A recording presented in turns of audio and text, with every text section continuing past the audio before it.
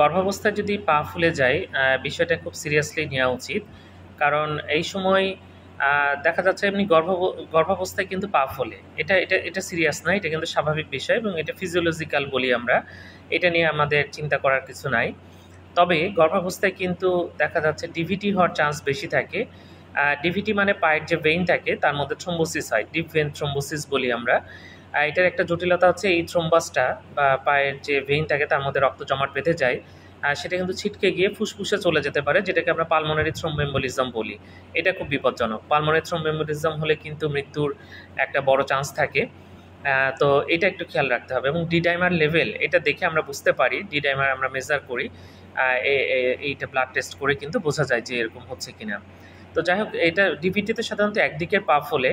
গর্ভাবস্থায় যদি একদিকে পা ফোলে আমরা এটা একটু অবশ্যই সিরিয়াসলি দেখার চেষ্টা করব। আর এমনি গর্ভাবস্থার কারণে কিন্তু পা ফুলতে পারে, সেটা আমি আগেই বললাম যে এটা নিয়ে আমাদের খুব বেশি চিন্তার কিছু নাই। ধন্যবাদ সবাইকে।